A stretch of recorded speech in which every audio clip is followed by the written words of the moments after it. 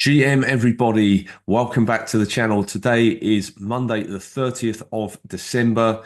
2 days to go now until the end of the year. So let's jump into it. I'm actually traveling today. I'm flying from here in England back to Portugal. So it's going to be a quick stream today.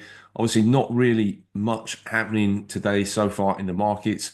Little bit of an uptick on Bitcoin. Really, we've just come down to this trend line support, which I spoke about.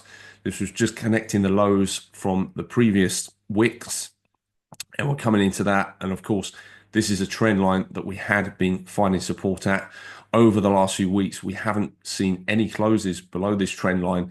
So yes, looking really for Bitcoin to try maybe a bit of a bounce over the next day here. Obviously, we still have the path that was drawn in last week where we're expecting Bitcoin to potentially come up to 102,000 before coming lower. But like I say, I am expecting a little bit of a trap scenario here with potentially wicks down as low as the high 80s. However, Bitcoin price managing to hold closes above 91,000. Obviously, this would represent a pullback in Bitcoin of around about, if we went down to, say, for example, this trend line here, 91,000, around about 16%. Obviously, we could come a bit below. A 20% move would put us down at around about 86,500. I think we could see wicks down to that level. But as I have said, anything down into this zone here, I would see as being decent value to either add to longs or establish a long to run Bitcoin to higher prices over the next few months. Obviously, we are going into Q1 of 2025. This is the quarter following the halving year, the first quarter following the halving year, which typically we see really explosive gains for Bitcoin over that time period.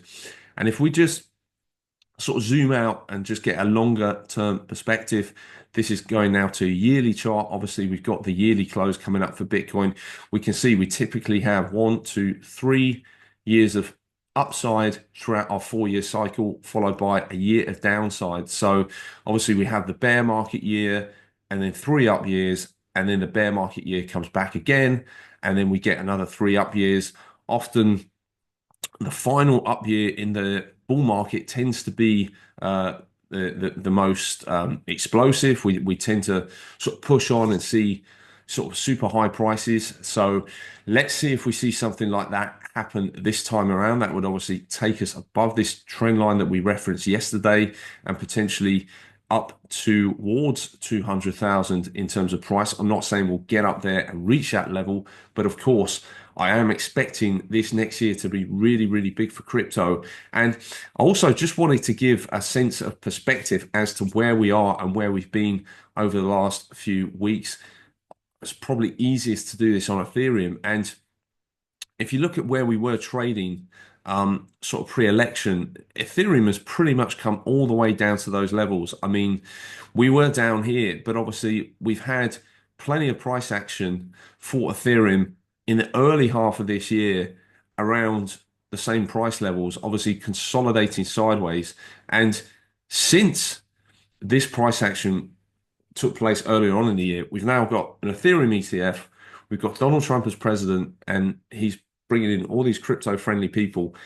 It just feels like, Ethereum is underperforming quite significantly, and I really am expecting Ethereum to make a big, big move over the next quarter. If we also look at Bitcoin dominance, and I'm just going to hide drawings for a second here. And if we look at the yearly charts, we can see there's another trend emerging, which is a big red candle. So dominance falls significantly for Bitcoin. And then we get 1, 2, 3 green years before another big drop. This is obviously a little bit different to the Bitcoin chart. This is the final year of the bull market, is where we see these big red candles for Bitcoin dominance. Now we've had 1, 2, 3 green candles for Bitcoin dominance. Are we going to get another big red candle?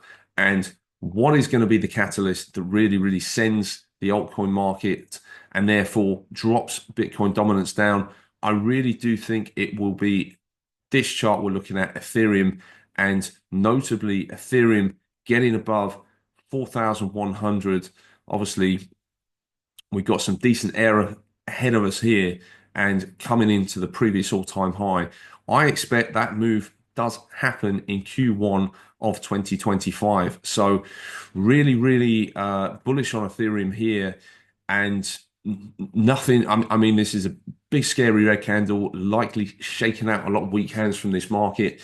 Likely a lot of liquidations have now happened. So this market is, in terms of Ethereum, is really looking set well set up for me, especially if you can get entries, like I say, anywhere in this yellow box here, really from 3,300 down to 2,800. So 3,100, 3,000, I think are absolutely fantastic entries for Ethereum, especially if you believe that the bull market is going to continue, that the 4-year cycle is going to continue, that Bitcoin dominance is going to continue its trend. If all these longer term trends are going to continue into 2025, I think Ethereum is a really strong play here.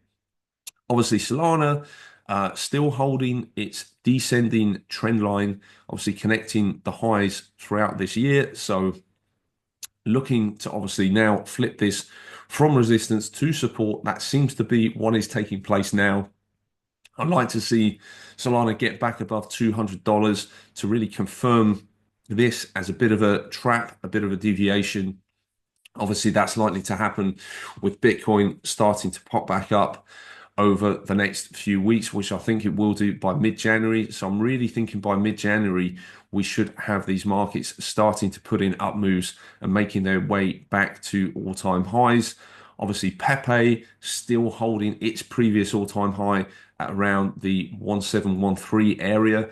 So this is good to see. It's now broken its descending diagonal. So remember, we drew some of these shorter term descending diagonals. Pepe has broken its one. I think we had one. We did have one on Solana as well that it has also now broken. We can see that coming down here. And Ethereum as well, it's broken through its as well by the looks of it. So, and of course, Bitcoin broke through its one as well, which was quite an aggressive one, like obviously last week. So the markets for me are now looking like they want to probably go for potentially another sweep lower into early next year. And I do think that will be an absolute opportunity if we do see that happen.